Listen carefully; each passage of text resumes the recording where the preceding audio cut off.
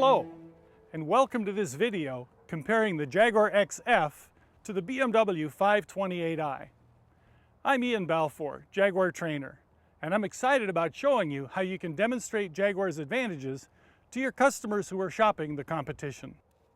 As you know, BMW is quite a competitor. As a matter of fact, it takes up about a third of this market segment. It does that partially by providing a variety of price points with different engines. 528i with a 4-cylinder, 535i with an inline 6, and the 550i and M5 with the V8s. Available horsepower goes from 240 to 560. All models except the M5 offer the option of an all-wheel drive system. The 5 Series also offers 5-door Gran Turismo and hybrid models. We're going to be concentrating on sedans. Also, updated for the 2011 model year, Xenon headlights are standard. On the Jaguar side, the big news for 2013 is that we can now match price points and powertrains offered by anyone in the market segment. We've added a 4-cylinder turbo and a supercharged V6 to the powerful supercharged V8s.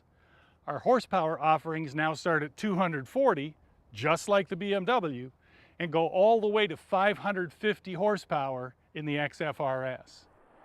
And all-wheel drive is now available on the V6 XF. And we have our own design hits, like the coupe-like styling. AutoWeek said the Jag cuts a lovely silhouette, enough to lure almost every eye its way. AutoWeek asked 20 consumers to compare the XF to a dozen luxury competitors, including the 5 Series. And XF came away with top honors in both exterior and interior styling. Xenon headlights and LED tail lamps are standard on XF. But here's something more that XF offers: extraordinary tires and wheels that fill the wheel wells for an excellent design touch. The wheels and tires start at 18 inches and go all the way up to 20 inches. On BMW, the smaller 17-inch wheel is standard with only 18s and 19s available. And don't look for a spare, you can only get run-flat tires.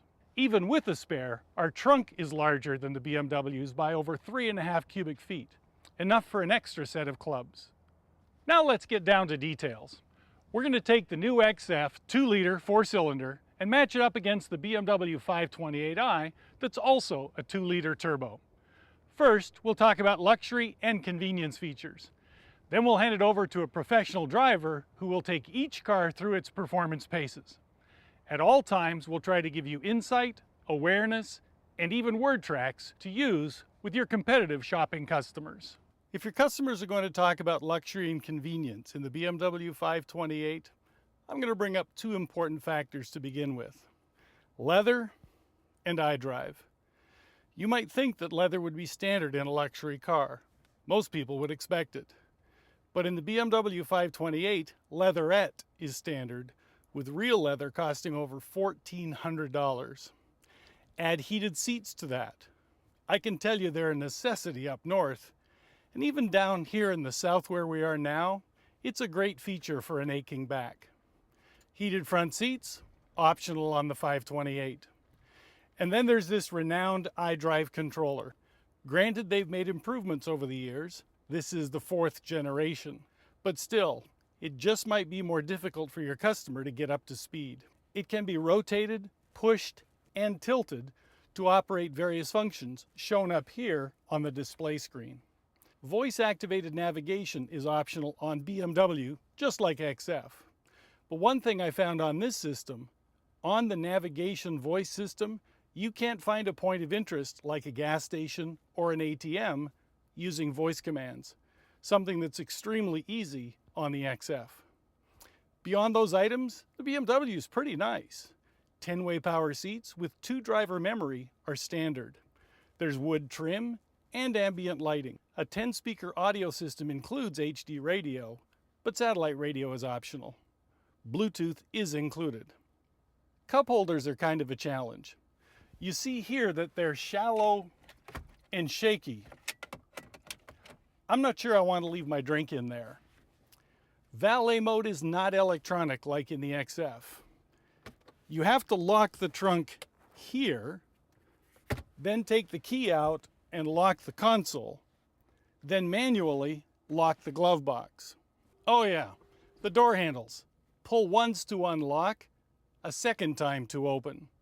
Double duty, not exactly the convenience your customer may be looking for. First thing you notice in XF is you're sitting in the lap of luxury, in real leather. Not only on the seats, but also the instrument panel and the door tops, something you won't see on the 528. It's standard on all XF models, and it's absolutely beautiful. As AutoWeek said in its comparison review, the Jag has easily the most attractive interior, and they were including the E-Class and the Audi A6 and A7 in that comment, not just the 5 Series. But here's the icing on the cake.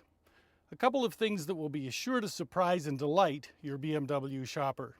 First, the whole handshake the XF gives when you start the car. The gear shift rises to meet your hand, the vents rotate open, ready to comfort, and the touchscreen welcomes you. We're used to it, but it can still be a wow to a new shopper and is not available in any competitor. Second, ask your customer, have you ever needed to read a phone number or address you wrote down, but couldn't see it in the dark and couldn't find the light switch? We've solved that problem in the XF. You just reach your hand where the lights would be and they turn on automatically. A simple but exclusive gesture in XF, and for the driver, resolution of a potential safety issue. XF uses a 7-inch touchscreen to control audio, climate control, telephone, and the available navigation. Just touch what you want. It's very user-friendly. And the complicated valet process on BMW is very simple on XF. Just touch valet and enter your code. And it locks out the audio system, something not available on BMW. Also, customers may like to mix and match Bluetooth phones, say one for phone and another for music. Easy to do that on XF, but not possible on BMW. The XF exudes luxury and convenience inside. You can see it everywhere, in the leather, the wood, the look, and the feel. The front seats have standard 6-way power and standard heat and memory. Ambient lighting leaves a phosphor blue halo in the car. The standard radio is a 10-speaker premium system. HD radio and satellite radio are available, along with navigation. Bluetooth wireless technology is standard. While we're here inside, let's take a look at the cruise control. One touch, and you've turned it on and set the speed. On BMW, you have to turn on the cruise before you can set it. It's a small difference, but shows the customer Jaguar's attention to detail and to them. And of course, here are the standard paddle shifts, standard on every XF, only available on BMW as an option after you purchase the expensive M Sport package. We'll talk about the use of these paddles in the driving section of this video, and that's coming up right now. Here's Hugh Golden, who's been a professional driver for over 15 years. Go. The Jaguar in the 0 to 60 test compared very favorably to the BMW. Just very even in their times. In the 70 to 0 panic brake stop, the cars were very similar except in some very key differences. The Jaguar actually maintained its composure better than the BMW in my opinion, with a lot less nosedive under hard braking, which would give me more confidence to make an evasive maneuver if I ever did need to make a panic stop with that Jaguar. We've done a 0 to 60 straight line test and a 70 to 0 straight line test. Let's see how the BMW 528i performs in our slalom test, where we actually start turning the car.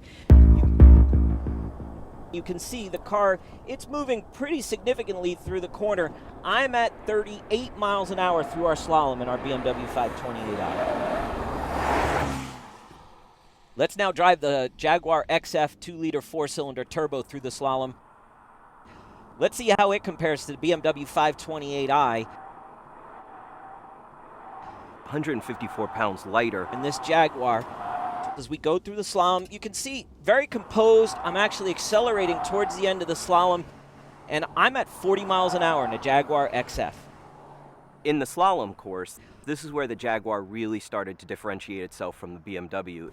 at 154 pounds lighter, once I started getting lateral movement in the Jaguar, it really kept its composure significantly better than the BMW, which gave me confidence to go even quicker through the slalom.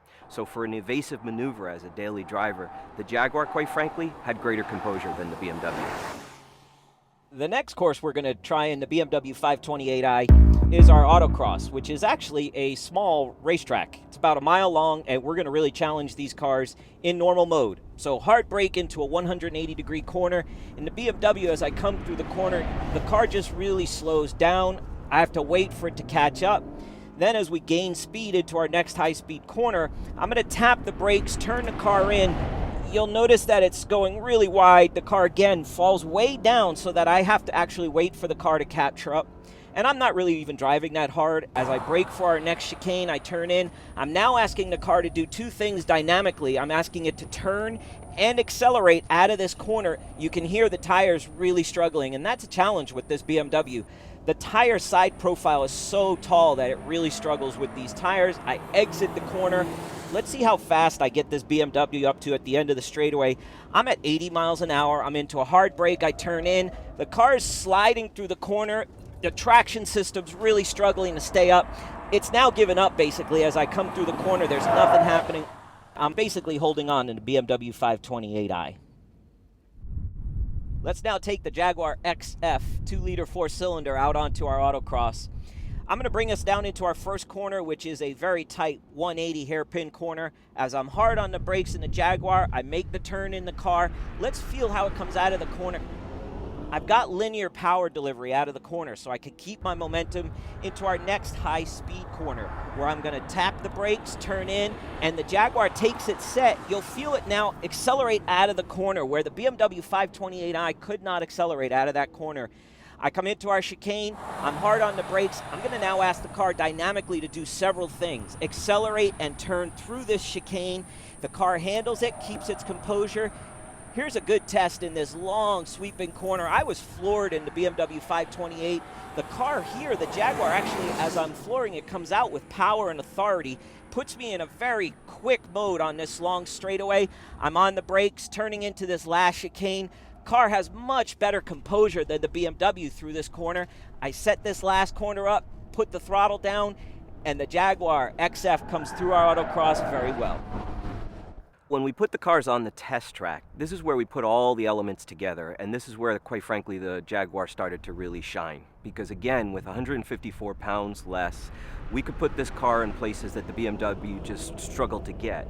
It gave me great confidence driving that Jaguar, and it'll give your clients great confidence driving that Jaguar as well. And remember, on our test track, we replicate real-world scenarios. So that real long right-hand sweeper that we drove, imagine that as a freeway entrance or exit ramp where you can tell your clients, give the car a little more throttle and feel how that Jaguar holds the road for you and gives you confidence to drive it in a sporty manner.